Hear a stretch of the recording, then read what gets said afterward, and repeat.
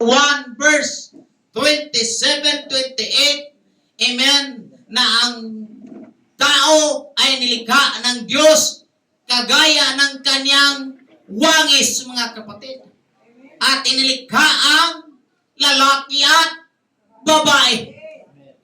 Walang halong ibang nilalang, mga kapatid. Pag-usapang tao, walang kasamang ibang nilalang doon. Dahil lahat ng ibang nilalang ay nilikha na ng una, nahuli ang tao, mga kapatid. Dahil espesyal ang paggawa ng tao. Amen.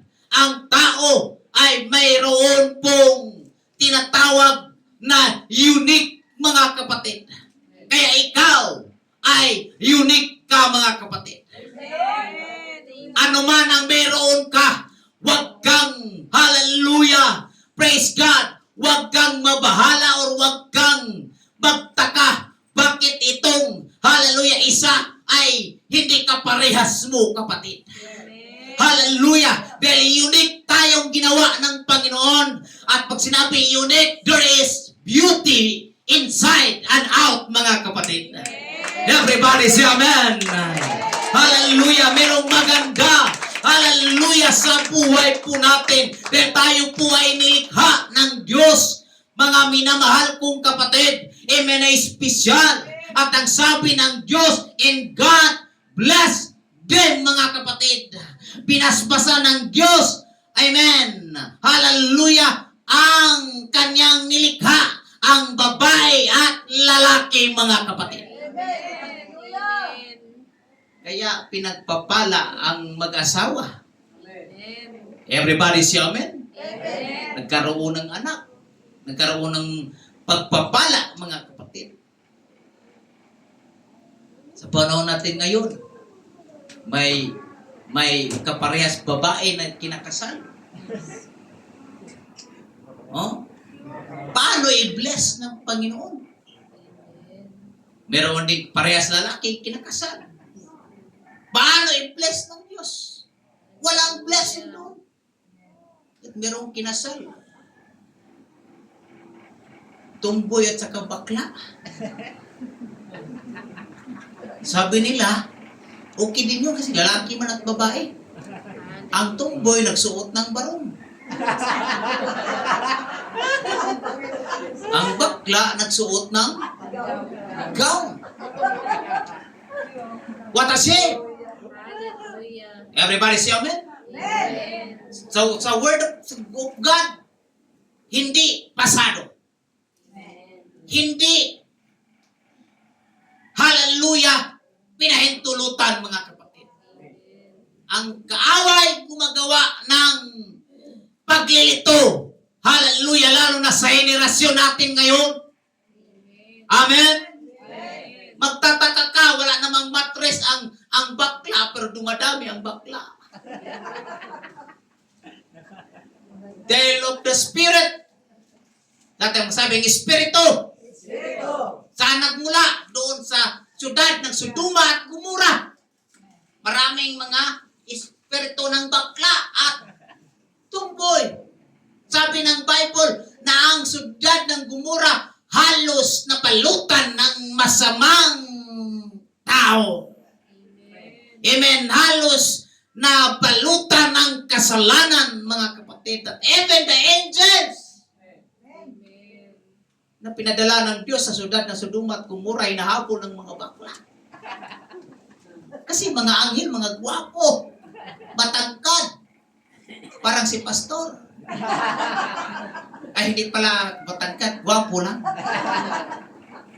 Amen? Akin lang yun, mga kapatid. Hindi ako mayabang, mga kapatid. Praise God. Tinuruan tayo ba na Robert na magpakumbaba? Everybody say amen? Hallelujah. So, praise God, kahit anghel ng Diyos, hinahabol. Sabi pa nga ni sino ba yun?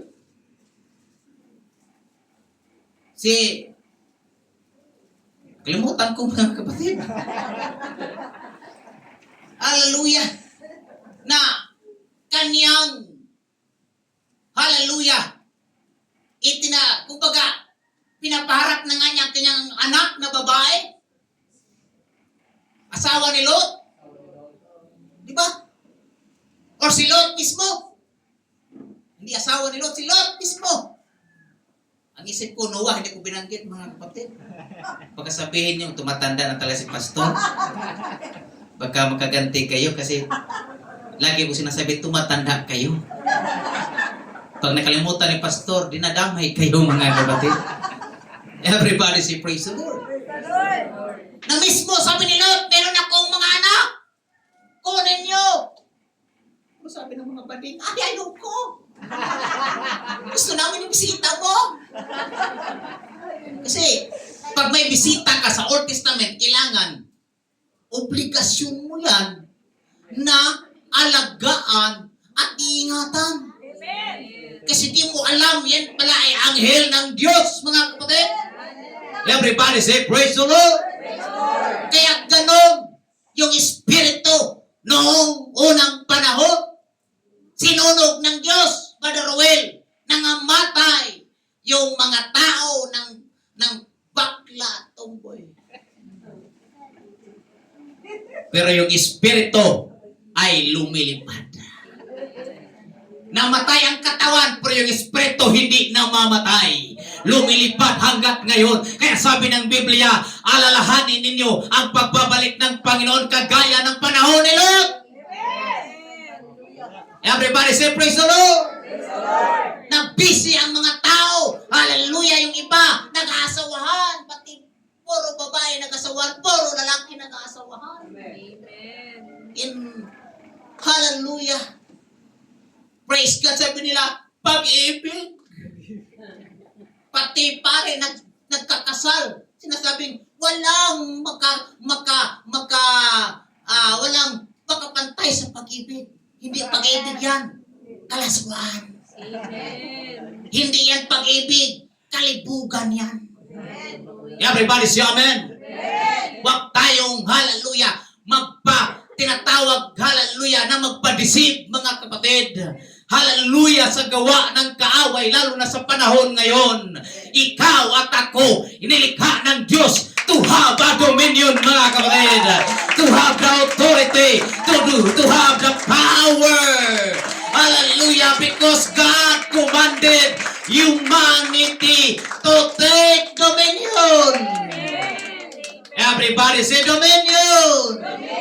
Iyan mo yung katabi mo, meron kang otoridad. Praise God. Kaya pag mayroong magpalabot-labot, rebukin mo in Jesus' name. Oh, pag magulat, ay! Pahalata naman. Ay, dyan ka pala. Pag siya lang mag-isa, paduding-duding. Pag may nakakita, di palata ang mga kapatid. Praise God. Diyan ang issue ngayon eh. Even the church, pumapasok na sa church. Ang daming nakikita natin na malampot. May question nga kami, nasa Sunday School Department kami. Meron parang malambot nagsasalita doon sa harap. Tinawag nga ako. Anong nangyari? Bakit? Bakit ba ganun? Sabi ko, pag-usapan natin sa meeting yan. Hindi ako ang nag-ano dyan. Yung ating coordinator. Pakbakan kami doon sa meeting, mga kapatid. Everybody say praise the Lord. Praise the Lord. Hallelujah. God commanded to take dominion, mga kapatid. Para sa mga kanyang inilikha. Sa kanyang, hallelujah, mga tinawag, mga kapatid. Sa kanyang mga anak, mga kapatid. Hallelujah, tayo, lalo na mga kapatid, tayo ay mga anak ng Diyos. Alalahanin natin, meron tayong authority na ibinigay ng Diyos. Hallelujah.